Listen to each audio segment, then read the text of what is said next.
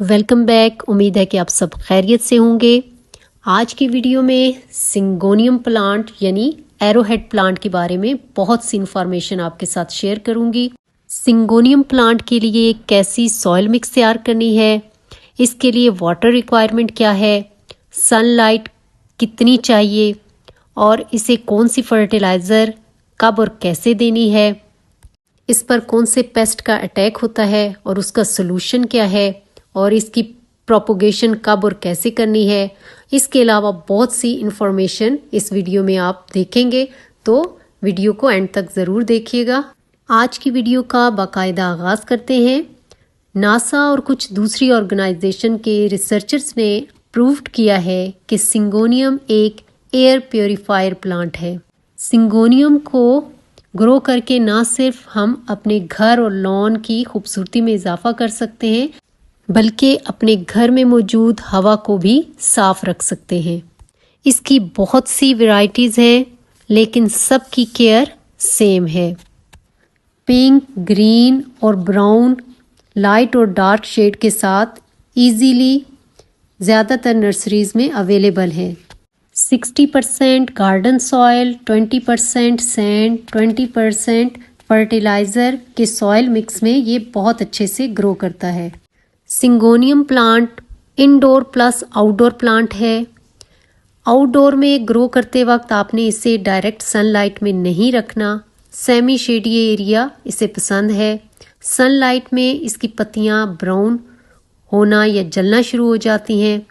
इससे आपके पौधे की खूबसूरती भी मांद पड़ जाती है।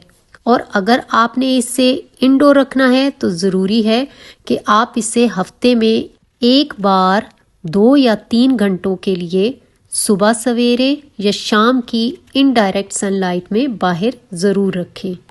सिंगोनियम को वाटरिंग करने से पहले ज़रूरी है कि अपनी फिंगर की मदद से आप इसकी सॉइल को चेक कर लें। 3 सेंटीमीटर तक अगर इसकी मिट्टी ड्राई है, उसमें नमी कम है, तो तब ही आप इसको वाटरिंग करें। ओवर वाटरिंग से ये पौधा ख़राब हो सकता है। काऊ डंग या वर्मी कंपोस्ट, कोई सी भी फर्टिलाइज़र आप इसमें डाल सकते हैं। सिंगोनियम को अगर आप हर महीने फर्टिलाइज़र ना भी डालें तब भी ये बहुत अच्छे से ग्रो करता है। अगर आप साल में 2 या 3 बार ही इसमें फर्टिलाइज़र देते हैं तब भी इसकी ग्रोथ अच्छी रहती है। इसकी शेप और साइज़ की बात करें तो डिपेंड करता है कि आपने इसे किस लोकेशन में रखा है। अगर आपने इसे सेमी शेडी एरिया में बाहर रखा है तो ये घना हो जाएगा, जैसे मेरा ये सिंगोनियम का प्लांट आप देख रहे हैं। लेकिन अगर आप इसे ज़्यादा दिनों के लिए अपने लिविंग रूम या घर के किसी और हिस्से में रखते हैं तो इसकी ये स्टेम ऊपर से लंबी होती जाएगी और पत्ते कम हो जाएंगे। लेकिन अगर हम इसे ऐसी जगह पर रखते हैं जहां धूप तो नहीं आ रही, लेकिन खिड़की से थोड़ी सी रोशनी इस तक पहुंच रही है, तो ये इस तरह से ग्रो करेगा जैसे मनी प्लांट में से टहनियाँ निकलती हैं और वो बेल की तरह ऊपर बढ़ने लगती हैं। सिंगोनियम ने लोकेशन के लिहाज से आपको बहुत सी चॉइसेस दे दी हैं। ये आपने डिसाइड करना है कि आप उसको कैसे देखना और रखना चाहते हैं।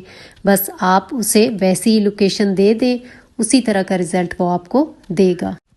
प्रूनिंग के ज़रिए आप इसकी शेप भी मेंटेन रख सकते हैं और इस पौधे की टिप्स को कट करके इसको घना भी कर सकते हैं। जो पत्तियाँ पीली हो जाएं या सूख जाएं उनको साथ से उतारते रहा करें।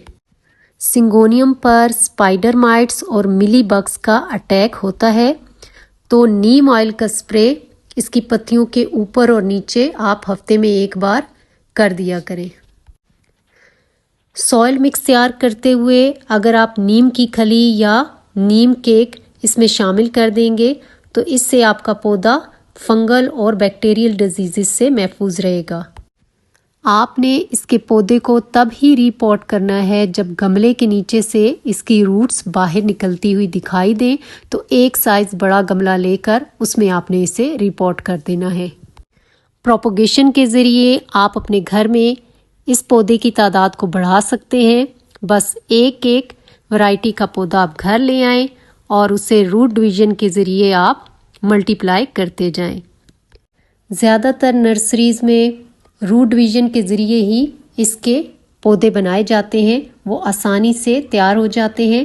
इसे कटिंग के ज़रिए भी ग्रो किया जाता है या इसकी जो बेल की तरह एक लंबी सी स्टेम निकलती है उसको भी कट करके आप ग्रो कर सकते हैं।